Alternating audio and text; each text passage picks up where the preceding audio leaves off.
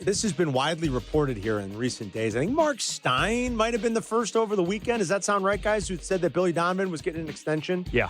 And then you got the local beat guys. You had Joe and KC reporting that the front office got extensions. I mean, everybody's getting extensions, Carm. Everybody's getting extensions. You got to be kidding me. Yeah.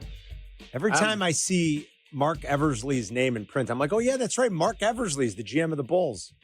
That's funny. Are they doing anything? Has he been scouring talent in Europe? Is that where he's been? Him and Ivica Dukan? They're in Europe looking at all the great talent that they've got out there. The Bulls have exactly one playoff appearance in this regime's tenure. One. Yeah, playing game doesn't count, guys. No, the playing game absolutely does not count. You got to make it. They haven't won more than 43 games in any season since they've been. I'm sorry. They've one time. Forgive me.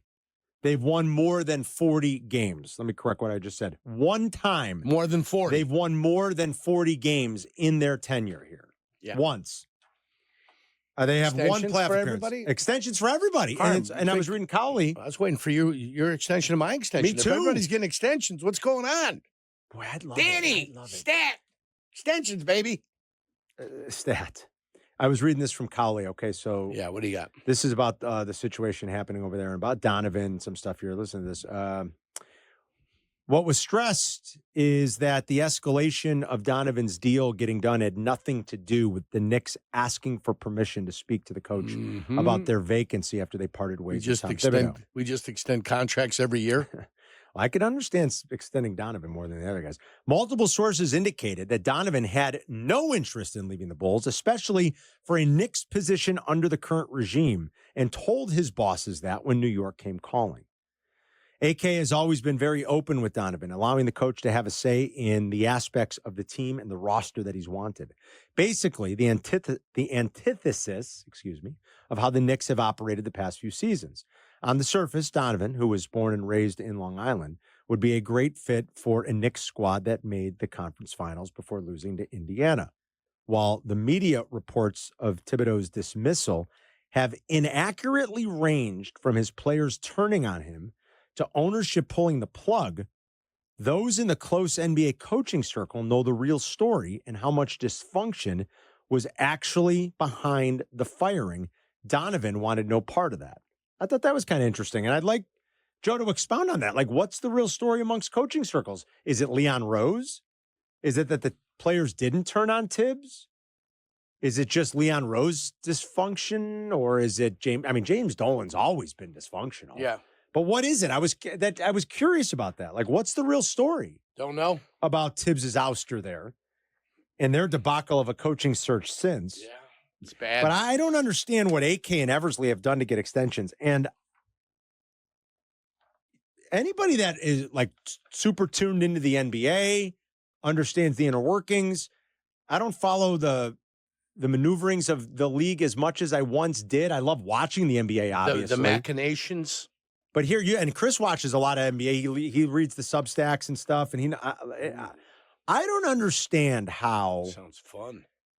Desmond Bane, who's a very good player and one of the game's great 3-point shooters, and that is teams put a value on that. Sure they do, especially a team like Orlando. Like they need a 3-point shooter. Desmond Bane is probably one of the 5 best pure 3-point shooters in the league. Maybe I'm over my skis there a little, but I would think certainly somewhere in the 5 or 10 best 3-point shooters in the game.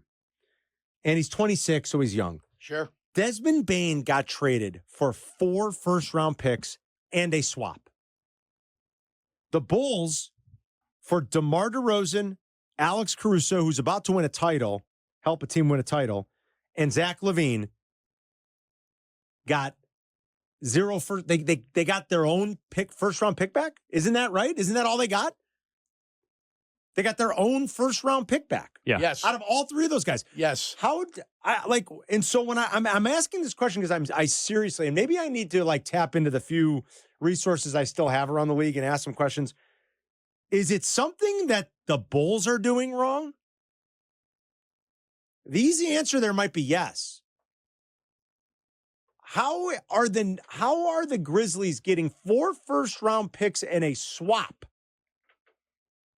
for Desmond Bane, and the Bulls got nothing? for DeMar DeRozan, Zach LaVine, and Alex Caruso. I get the flaws in Zach LaVine's game, but what is it, Chris? What like Explain it to every us, player in the Chris. league gets traded for multiple first-round picks. The Bulls traded 3 guys. Explain it One's to on a us. roster that's about to win a championship. I'm They didn't get a stunned. first-round pick back for any of I'm them. beside myself. I think it's rather simple. I think that the Bulls have the worst front office in the league, and everyone else in the league knows this. Yeah. I think it's that simple. Okay, so it is that simple. Yeah. Okay. Extensions for everybody. Mm-hmm.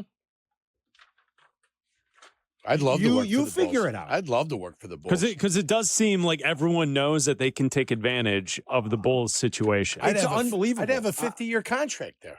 You kidding me? What did Miles Bridges get traded for 5 first-round picks? I understand Miles Bridges is better than DeMar DeRozan at this point, or in the eyes of a lot of teams is going to be more valuable, better than Zach LaVine. I get it. He went for 5 first-round draft picks. You got nothing.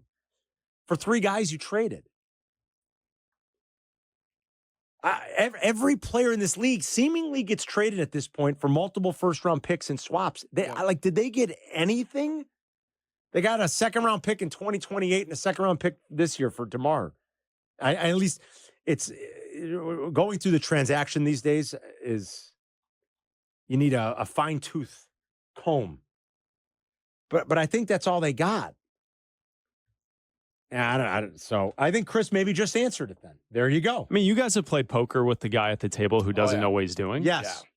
How do the other people that are playing in that game with you, how do they operate against that They player? take advantage of that individual. Constantly. He keeps playing 10-2. The Doyle I Brunson. mean, that's going to be a problem. Yeah. So extensions for everyone with 0 results. Love it. 0.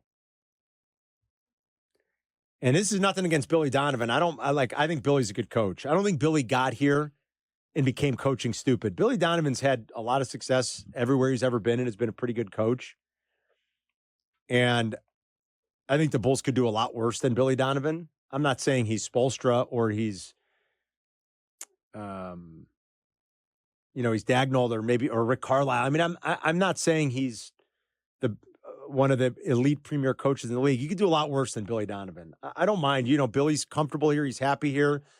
You value some of the stability Billy's brought to your team in terms of his ability to connect to players and develop players. Like, okay, I'm totally fine with that. But the rest of this seems to be complete nonsense. And you talk about a team spinning its wheels, man. Excuse me. I'm getting verklempt. Yeah, it's the Bulls. No wonder your throat's getting dry. It's like their right? It's like their trophy cabinet. It's starting to run dry over It's a there. beautiful metaphor, Yeah. Mirko, that you just spun right there. I'm here for you.